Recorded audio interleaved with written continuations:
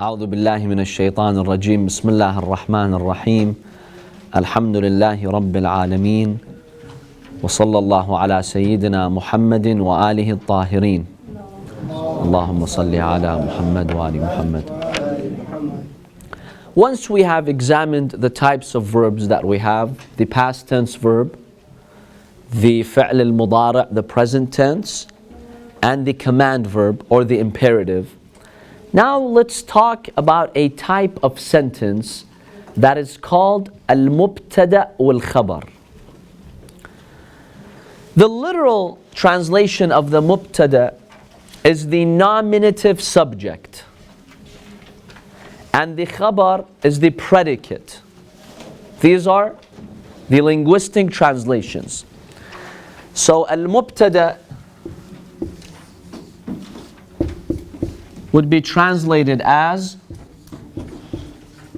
nominative subject. So it's not any subject, it's a nominative subject. We'll explain what that means.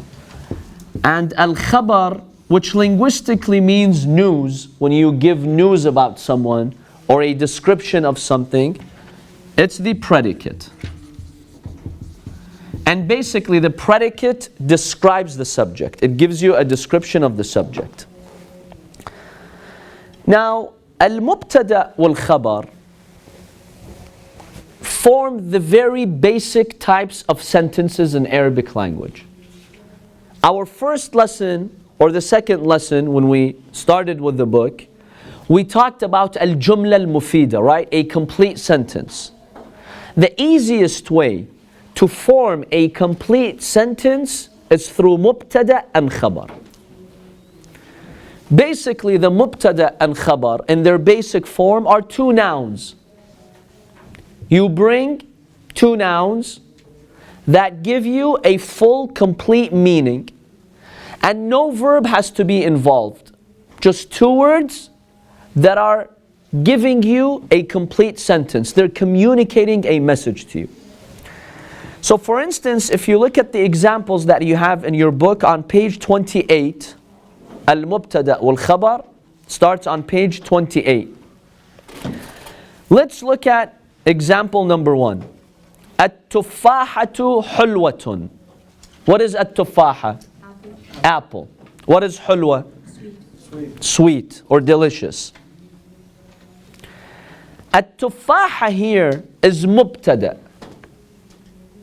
It's a subject that you're talking about. What is the predicate?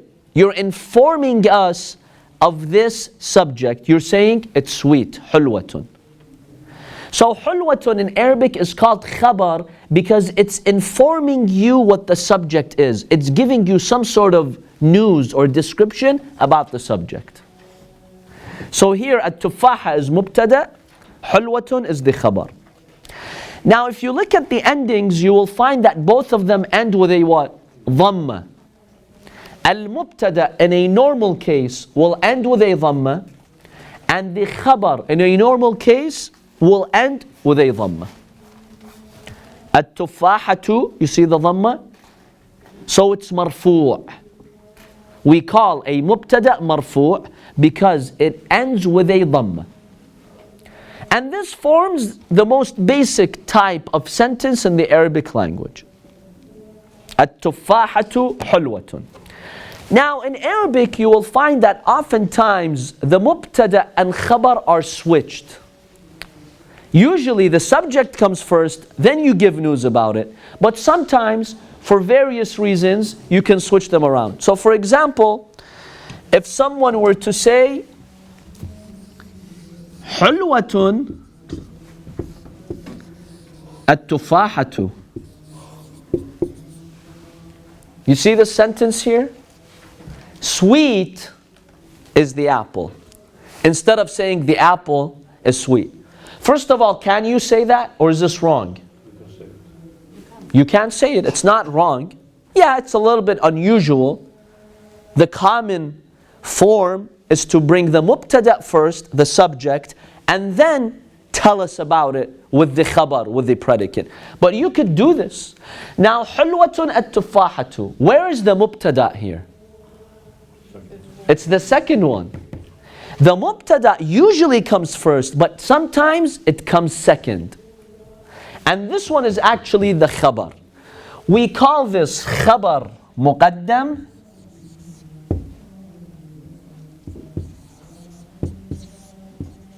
And this one we call mubtada muakhar. The khabar comes second, right? It comes last. But in this case, we've brought it first. So we call this khabar, but it's muqaddam. It has come first. And this one, the mubtada, it usually comes first, but here we've delayed it, postponed it, literally. Muakhar means we've postponed it. We've brought it last. So this is also a valid sentence. Let's look at some other examples. As-suratu jamilatun. What's as-surah? The figure or the face or the picture. Jamilatun. Beautiful. Where is the mubtada? As-surah. Where is the khabar? Jamilatun. You could switch them around and say Jamilatun as-suratu.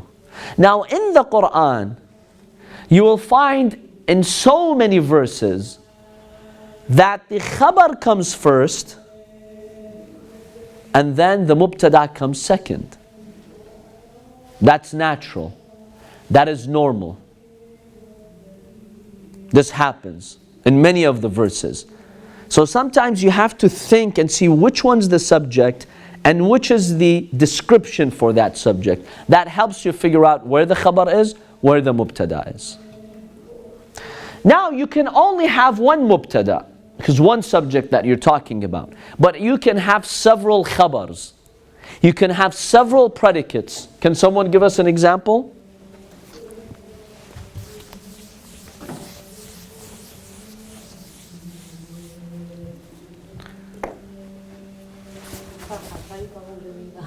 Okay. At-tufahatu.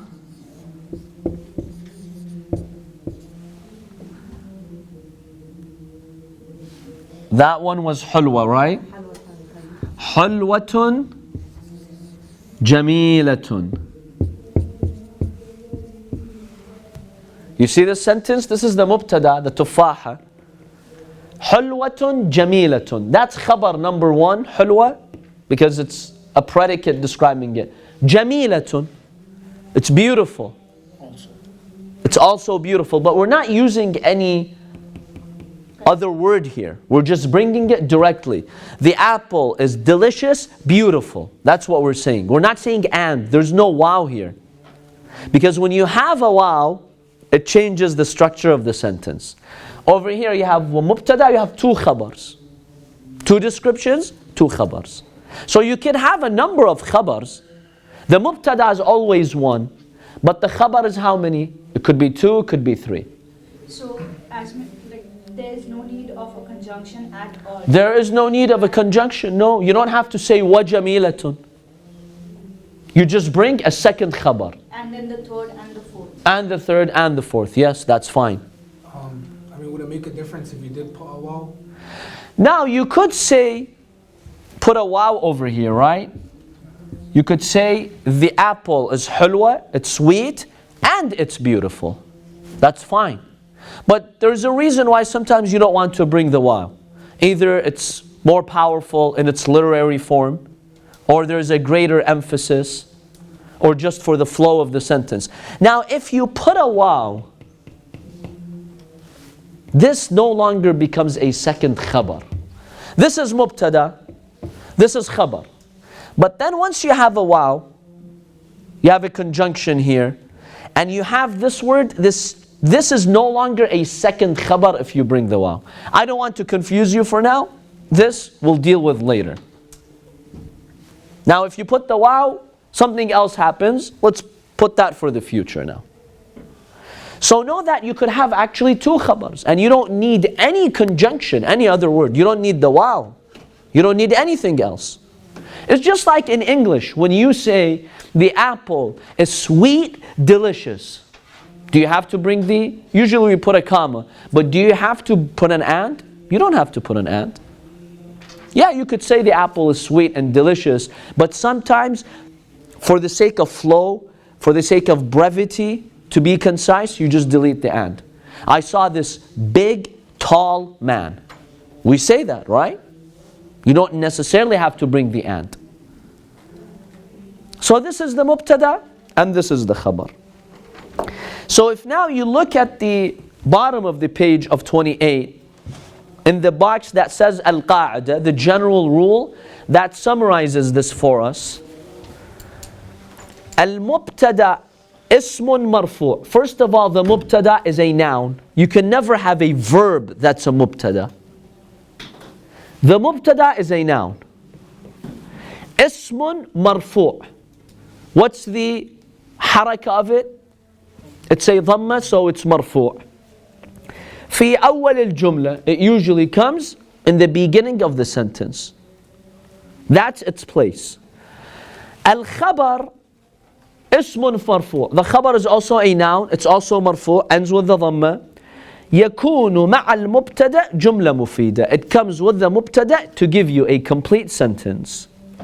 And this is the most basic type of sentence in the Arabic language. And remember, you don't need a verb. See, there is no verb here. At-tufaha, it's a noun, ism. Hulwa, it's a noun. It's a descriptive noun, but it's a noun. There's no verb here. We don't have a fi'al madi here, a fi'al mudari' here, a fi'al amr. There's no fi'al involved. Now in English, that's not possible. In English, every complete sentence must have a verb. The apple is beautiful. That is helping verb, it's a verb. In Arabic, you don't need that. You could use a perfect sentence without a verb. Now this is very basic. There is really not much about the mubtada and khabar at this point for now. So let's go to page 31 and talk about al-jumlatul fi'liyya. Al-jumlatul fi'liyya is a verbal sentence, or more accurately, a verb-based sentence. It's any sentence in the Arabic language that starts with a verb. Whenever it starts with a verb, we call it a verbal sentence, a jumla fi'liyya. Let's look at some of the examples. Look at number 3 on page 31, on top. يَسْقُطُ الثَّلْجُ. What is يَسْقُطُ? Fall. It falls. What is that? What part of speech is that? It's a verb. What kind of a verb? It's mudara, right? Why is it mudara? It's a present tense. How do we know that? See, you have the ya and then you also have the dhamma. Now the dhamma is not showing, no, it's showing in the book. يَسْقُطُ الثَّلْجُ. الثَّلْج is the snow. Now this sentence starts with what? A verb. So what do we call it? Jumla fi'liyya, a verbal sentence. Let's look at number 5. اقطف الوردة. اقطف, افعل. What kind of a verb is that? Do you remember from the form? It's amr. It's a command. It's an imperative. So now what should be on the fa? What kind of haraka, sign should be on the fa? Sukoon. Because it's majzoom. Remember? فعل الأمر. اشرب, اجلس. There's a sukoon. There's no fatha, no kasra, no dhamma. It's a sukoon. It's a consonant. And the sukoon is that small circle that you would put on a letter. اقطف means what? Cut. Cut what? Al-warda, the flower or the rose. So over here, the sentence starts with a verb. And what type of verb are we starting with? A command, an imperative. So this is also jumla fi'liyya. It's a verbal sentence. Let's look at the qa'ida in the box, the general rule, which is very simple.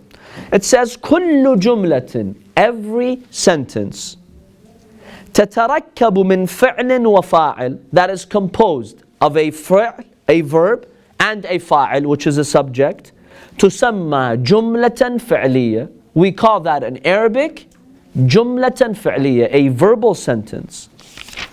And it's very simple, there's not really much to it. Let's go to the Jumla ismiyya on page 33. Al-Jumla al-Ismiyya is called a nominal sentence. فعلية is a verbal sentence. Al-Jumla al-Ismiyya is called a nominal sentence. So it's any sentence that starts with a noun. We call it Jumla Ismiyya. It does not start with a verb, it starts with a noun. For example, the mubtada and the khabar that we just discussed. That starts with what? At-tufahatu hulwatun. It's starting with a noun or a verb? No. It's starting with a noun. So this is Jumla Ismiyya. So all mubtada and khabar sentences are what? Jumal Ismiyya. Why? Because they start with a noun. Let's look at some of these examples. Ad-daru wasi'atun. Ad-daru is the house or the home. Wasi'atun, it's big, it's vast, it's expansive. Ad-daru is what? Is it a verb or a noun? No. It's a noun. So this is a Jumla Ismiyya. And so this is very simple. So how will we write this? The house is big or the big house, or both are fine? For ad-daru wasi'atun, you would say the house is big. In English, that's how it's translated. The house is big. Ad-daru wasi'atun. Now, in a Jumla Ismiyya, can you have a verb or no? After the ism? Sure. See, the most basic sentence is this. Al-tufahatu hulwatun. But let me give you another sentence here. Muhammad akalat tufaha. Muhammadun akalat tufaha. Now this sentence starts with what? Noun. Starts with Muhammad, which is a noun. So now that it started with a noun, what kind of sentence is it? Is it a verbal sentence, Jumla Fi'liya, or it's a nominal sentence, Jumla Ismiyya? It's a nominal sentence. But then what do you have after that? Akala. There's a verb. And what type of verb is that? It's a past tense verb. Akala means he ate. Muhammad ate the apple. Now the apple here. Subject. Object. What is it? That's the maf'ul bihi, the object. Because what's being eaten? And you see the alama is what? The sign. Mansoob. You have the fatha.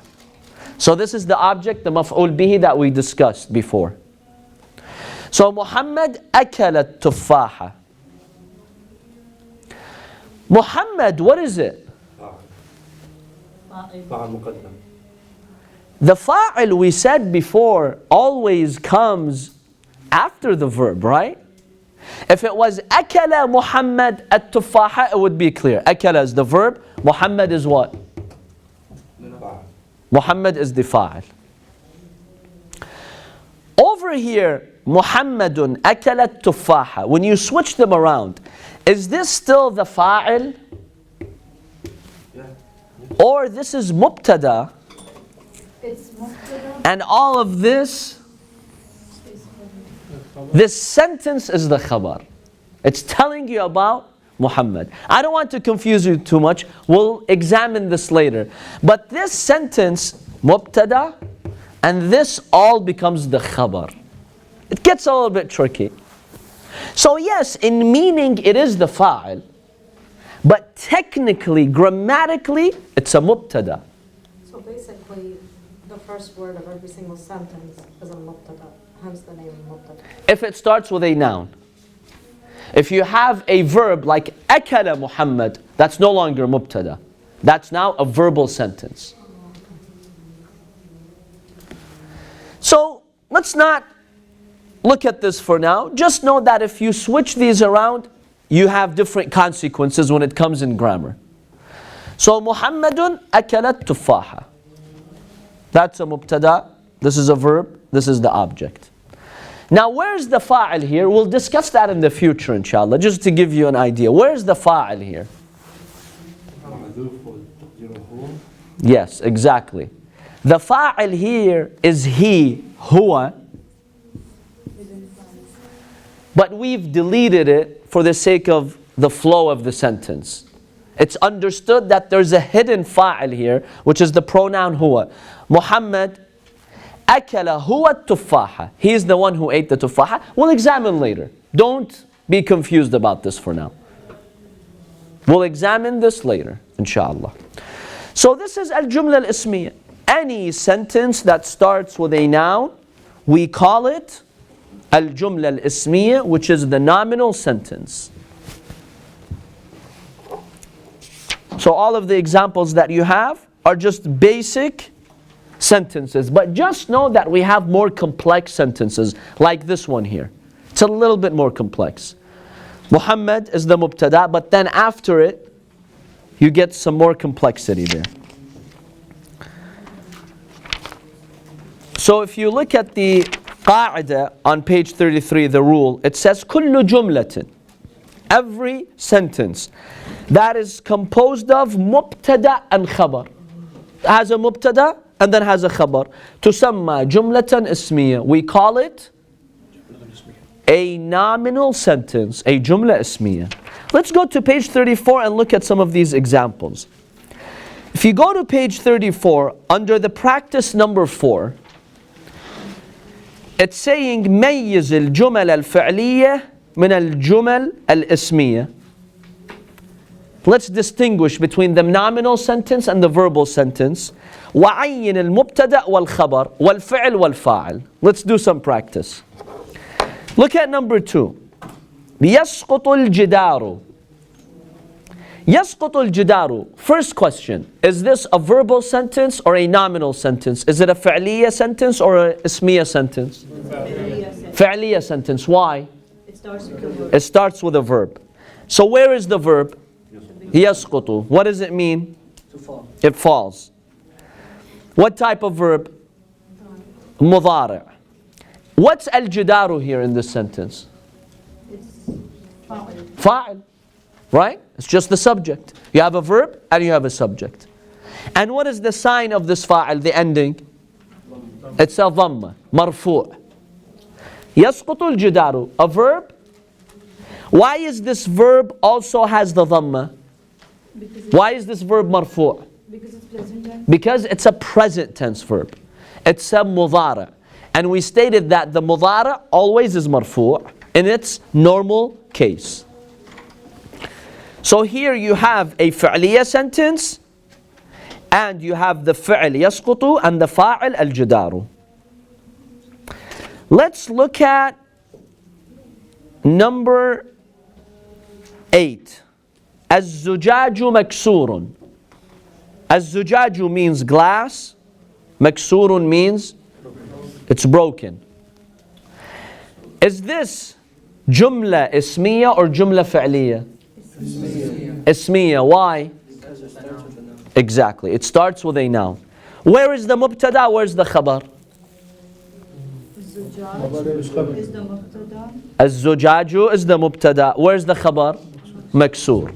Because الزجاج is the subject we're talking about. Maksur is the predicate. We're giving information about the glass. So that makes it khabar. Let's go to number 5, practice number 5. It says حول الجمل الاسمية إلى جمل فعلية. Change, transform these verbal sentences into nominal sentences. Let's do this, it's interesting. So can someone read to us the first sentence? الولد نائم. Change the nominal sentence. Yes, change the nominal sentence into a verbal sentence. So الولد نائم. Now الولد is what? مبتدا, right? It's a noun. So this is a jumla ismiyya or فعلية? Ismiyya. نائم is the khabar. Change this to a فعلية such that you keep the same meaning but you start with a verb. Can someone help us? How would we do that? Na'im al-waladu. That's what you did by saying Na'im al-waladu. You just switched them. That is still the khabar and that still is the mubtada. but you're bringing the khabar first and you're delaying the mubtada, just like that example that we showed. Because na'im technically is not a verb. It's a noun. Because it means sleeper. Yanamu. Switch it into a verb. So this would be yanamul waladu. Now you have a fi'l, or you could say nama, he slept. Yanamu fi'l, and this is the subject. So we turned this nominal sentence, the jumla ismiyya, into a verbal sentence, jumla fi'liyya. The word na'im here, I know some of you might be confused about this word. The word na'im here, is this a verb? No. Which type of verb is it? Is it fa'ala, yaf'alu, if'al? Is it a past tense verb? No, it's not. Is it a present tense verb like yanamu, yaf'alu? It's not. Is it a command imperative? It's not. So this is not a verb. This, we'll talk about it later. It's called technically ism fa'il. You don't need to know it for now. But this is not technically a verb. When you say na'im means the one who is sleeping. Let's call him a sleeper. Not a sleeper cell. A sleeper. A sleeper, is that a verb in English? No. Player, is that a verb? What are these words? What do you call them? Adjectives. Maybe adjectives, right? You could say they're types of adjectives. So this is really an adjective. It's a ism, it's a noun. It's not really a verb, right? Sleeping is a verb, but sleeper is not a verb. Playing is a verb, but player is not a verb. A player is a noun. It's a subject. Could be a predicate. So it's asking us change this into a verbal sentence where you're actually starting with a verb. So this would be yanamul waladu. Do you see that? Any questions about that? So in Arabic, we change the spelling, we could say, the spelling of The form of the word, the yes. form of the word. But the meaning in English remains the same. The child is sleeping, the child is sleeping. See, al-waladu na'im, the child sleeps. Yanamul waladu, the child sleeps or is sleeping. See, the meaning is still the same. It's the same. But the grammatical form is now different. Yes, brother. Could you say tanamul waladu? Instead of putting a ya, you put a... No, because tanam, the ta is for a female. And the word walad is masculine. So you would have to use the ya. If you would say bintu, tanamul bintu, yes, the girl sleeps. Let's look at another example here. Ash-shamsu mushraqatun, number 3. Ash-shamsu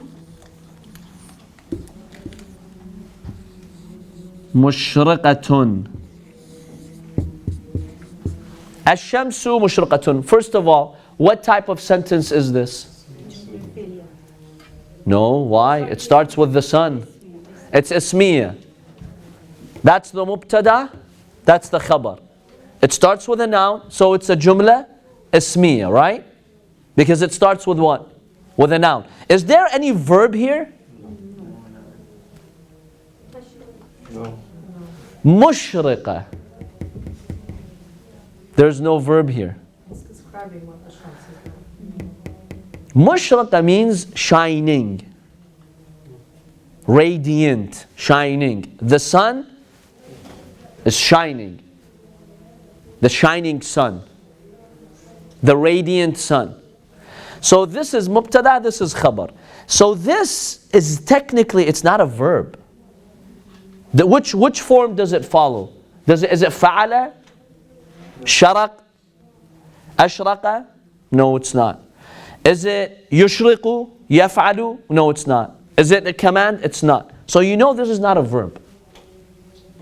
A verb will not start, with that meme that you attach to the word. This is an adjective. So change this to a verbal sentence such that we are starting with a verb. Can someone change the sentence to make it a verbal sentence?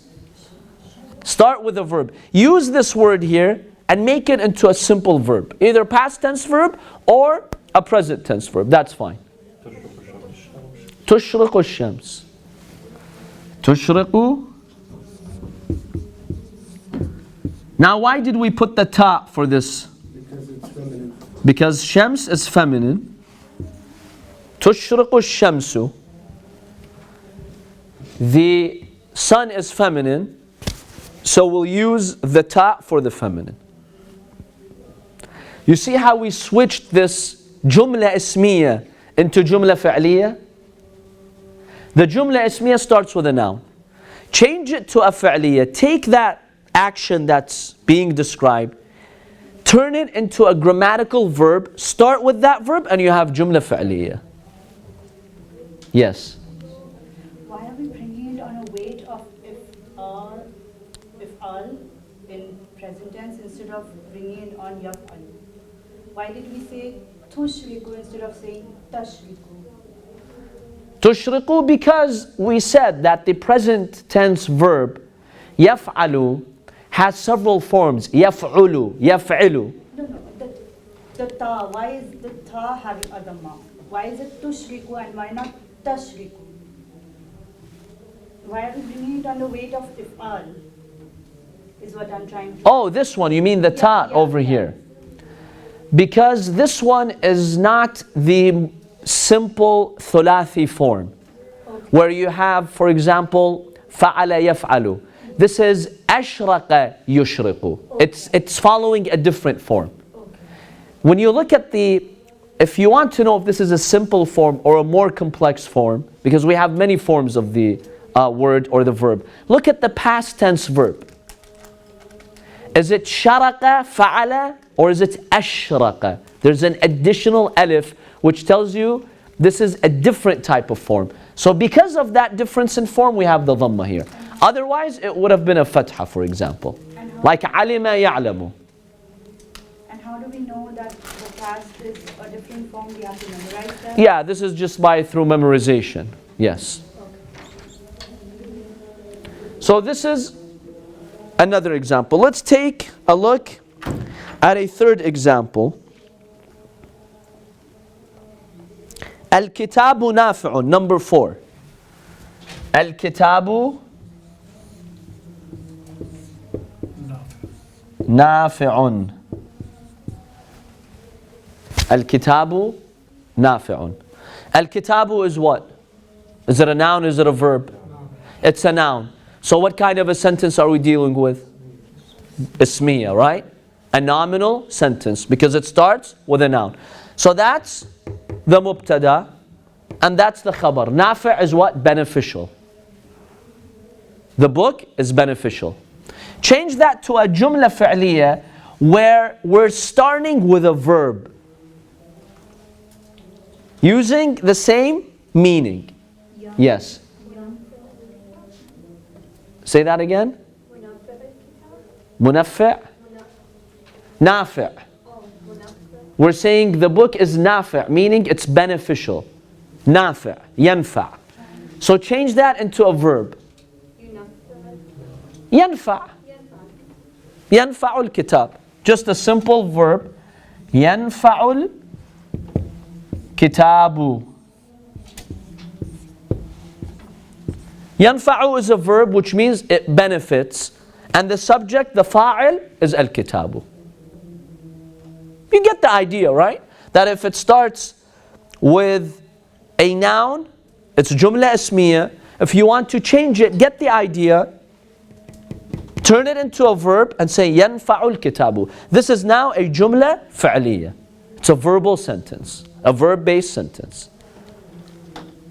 Now some of you may not be familiar with these verbs because of their meaning, but you get the idea how we change a jumla ismiyya to a fi'liyya. Do you get the concept? Now some of you may not know, nafi' beneficial, how do you make it into a verb and that it's yanfa'u. That's fine. This you will know through the practice of the Arabic language. Once your vocabulary builds, then you will know this better. But you get the concept that how we're starting with a Jumla ismiyya and changing it into a Jumla fi'liyya. Is the concept clear? I have a question. Yes.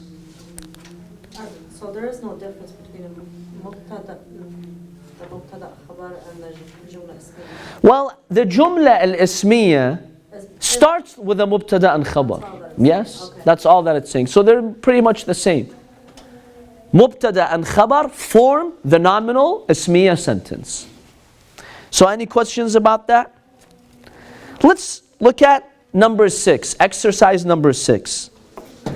Now we are asked to change a verbal sentence into what? A nominal sentence. Change the Jumla fi'liyya to the Jumla ismiyya. So let's look at number 2. أسرع القطار. أسرع القطار. أسرع is what? Speed. Speed. It's sped. Yes. Now what type of, what part of speech is this? It's a verb, right? What type of a verb is this? Just look at the ending and you'll know. You see the fatha? That's madi. Now, this is the verb here. What's this al-qataru? Train. The train. So what is it? It's the fa'il, right? The subject. And you see the dhamma here? Because it's marfu', because the fa'il, as we described before, is marfu'. So the train sped. Now this is Jumla fi'liyya. Why? Because it starts with what? It starts with a verb. So it's a Jumla fi'liyya. Now let's change this to a Jumla ismiyya. Make this start with a noun, keeping the same meaning. How would you do that? So whenever you do that, starts with the noun. Where is the noun here? Al-qatar. So easy, the first one. That's your mubtada. Al-qataru, that is your mubtada. That's very simple. The train. Now over here, give me a description about this train, about its speed. How would you say it? Sari'un. Al-qataru sari'un. Now we've changed the verbal sentence into a nominal sentence. Because now it starts with al-qataru. Al-qataru is a noun, so it's a jumla ismiyya. Sari'un is the khabar. It's describing to you what kind of a train do you have. It's a fast train. Yes. In the beginning when it says أسرع القطار, that means that the train speeds up. Yes, it's sped. Yeah. Yes. But in the second one, It's fast. We don't have to stick to the same exact meaning. We just want to use pretty much the same root word to make a verbal sentence or a nominal sentence. That's the point of the exercise. Obviously you have differences in meaning, otherwise if the meanings were exactly the same, why do you have two different forms? Just stick to one form. Obviously when you change the structure from ismiyya to fi'liyya, the meaning sometimes changes. When I say keep the same meaning, I mean keep the general idea here, not the same exact meaning. Let's look at another example here.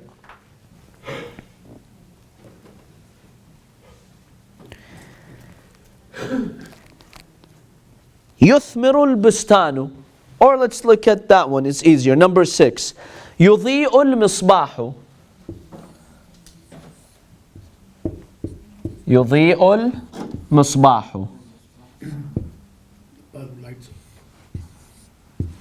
يضيء is what type of word? verb. It's a verb. What type of verb? Mudara. How did you know it's mudara? You see the dhamma? Whenever you have a verb and it has a dhamma, it's automatically what? A mudara. And you also have the ya. Yudhi'u means it illuminates, it lights. Al-misbahu is the lamp. That's your verb, that's your subject here. And the subject is always what? In this case, marfu'. So you have that dhamma. Yudhi'u al-misbahu. Do we see that? Okay. So this is a verbal sentence because it starts with what? A verb. Can someone change this to a nominal sentence, Jumla ismiyya, that starts with a ism? So what do we start with? Al-Misbahu. Just start with the same noun. Al-Misbahu. Now that's your mubtada, right? Al-Misbahu. We would say generally mudhi'un. You could also say yudhi'u. Al-Misbahu yudhi'u. Mudhi' or yudhi'.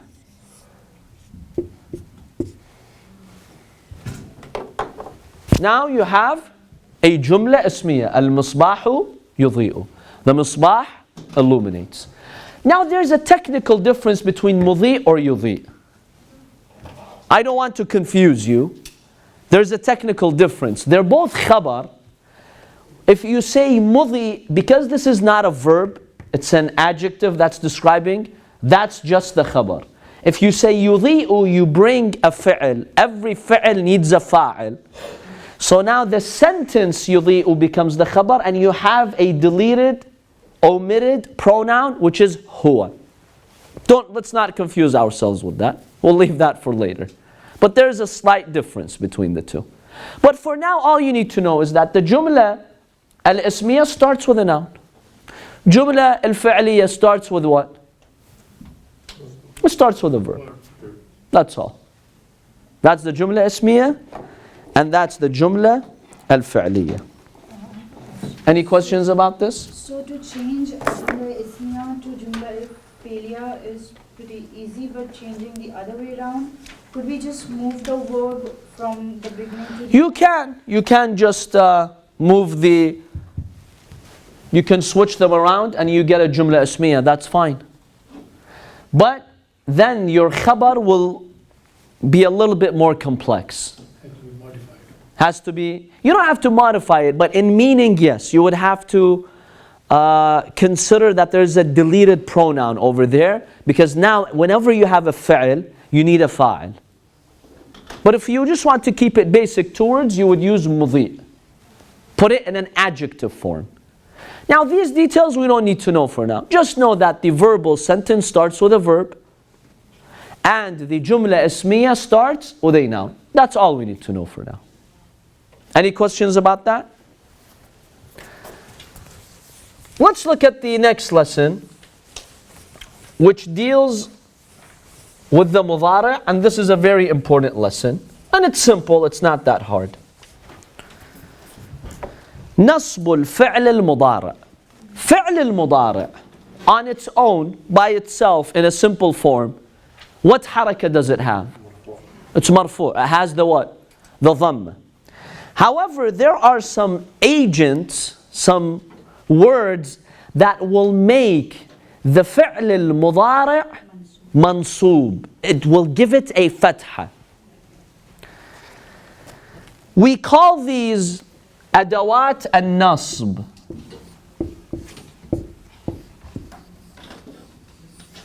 In English, we call them agents of what? Subjunction. The agents of subjunction. Subjunction. Subjunction basically means here mansoob.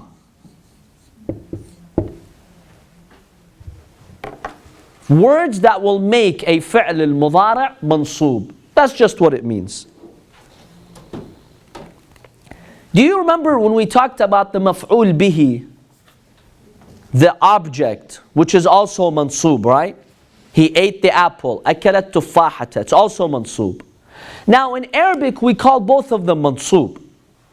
The fi'l mudari' can become mansoob. You can also have a direct object, which is a noun, which becomes mansoob. In English, they use different words for that. If you're dealing with a verb mudari' that is becoming mansoob, we call it subjunctive. If we're dealing with a noun that is becoming mansoob, like the maf'ul bihi, we call it accusative. Remember the accusative that we talked about? That only applies to a noun. So whenever a noun, if a noun is mansoob, what do we call it? Accusative. What is an example? Object of the verb. Object of the verb, which is maf'ul bihi. Whenever you have, if a verb is mansoob, we call it subjunctive.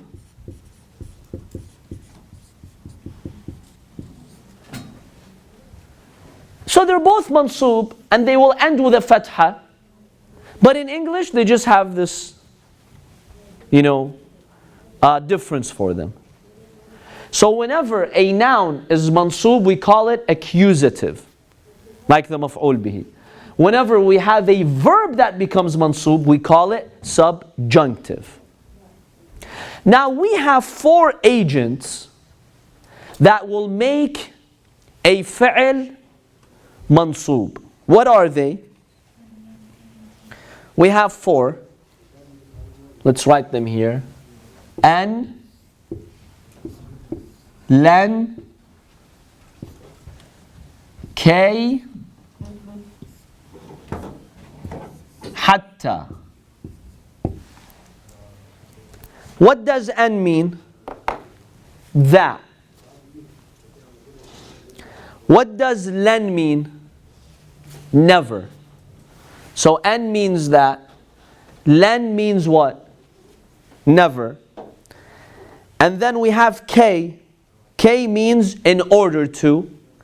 And the 4th one is not hatta. Sorry, the 4th one is idhan.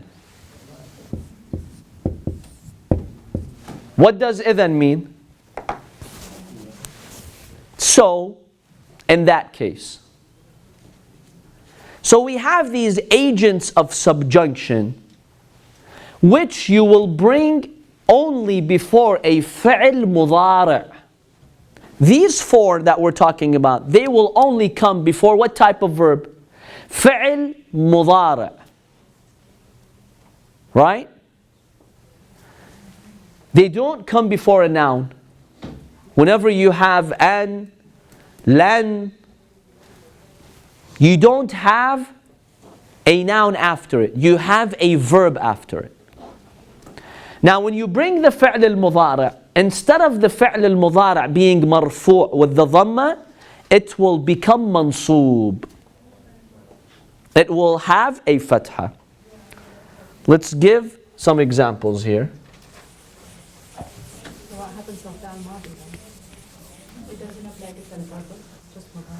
Usually there are some cases where it could attach to a fi'l madi, but we're not talking about that.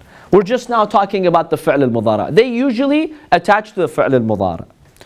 So the first example, أريد أن أحسن السباحة.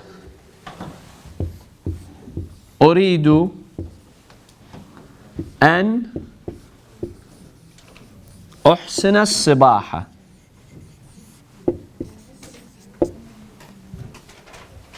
What does أريد mean? I want to. أن أحسن. أحسن here, what type of verb is it? It's mudari'. How did you know it's mudari'? It starts with the alif, right? Remember, what are the 4 letters that a mudari' starts with? Ya, ta, noon, alif. Uhsin. Now the mudari' normally is what? Marfu' with the dhamma, right? Over here we have fatha. Why? Because of an. Because of this agent of subjunction, which we call adat al-nasb in Arabic, it makes the fi'l al-mudari' mansoob. أريد أن أحسن السباحة. I want to master swimming. I want to swim well.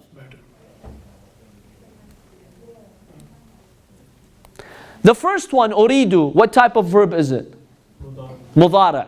It has the dhamma, no problem. It's just a normal فعل المضارع. But the second فعل المضارع, before it, there is N. This N makes it mansoob with the fatha. Are there two مفعول بهs in this sentence? Are there two maf'ul bihis in this sentence? Now we're making it a little bit complicated. The obvious maf'ul bihi is as-sibaha. It's the object, because I want to learn what? I want to master swimming. But how many maf'ul bihis do we have here? Because you have the whole and أحسن السباحة في محل. That gets a little bit complicated. We'll discuss it later. Yes, when you have several maf'ul bihis, that whole sentence, is it a maf'ul bihi or not? We'll discuss that in the future. So you saw here how when we put the N, it made the fi'l al-mudhari', which is normally marfu'. What did it make it? It made it mansoob and it gave it the fatha. Another example.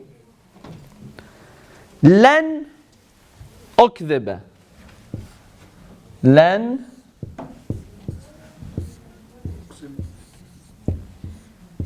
Said I have a question. or أكذب is the correct Never one. lie. Yes. Yeah, that's the question. In both sentences, one and for the alif of the madari, it has a fatha. So لن أكذب. yeah, and also an ahsinu. In the previous one that we لن أحسن. that's a misprint, Yes, that's a misprint. and the other one is not. The fourth one. أحسن يحسن. It's from فعل يفعل. Now what does len mean? What did we say len means? Never. Never. Len أكذب. أكذب is what? To lie. Len أكذب means I will never lie. Len means I will never. Now أكذب, what type of verb is it? Is it a past, present, or future verb? Or command? No, it's not a past. Future. لن أكذب. كذب is the past tense. يكذب. فعل يفعل. أفعل. لن أكذب. I will not lie. Now the فعل المضارع, normally it's what? مرفوع, right? But because of لن over here, what happened to it? It became mansoob. And you get the fatha. لن أكذب, not لن أكذبوا. So we see that these four agents of subjunction, when attached to فعل المضارع, they switch it from مرفوع to mansoob. We'll take a look at this in more detail in our next course, inshallah, and we'll examine it so we can master it. وصلى الله على محمد وآله الطاهرين. اللهم صل على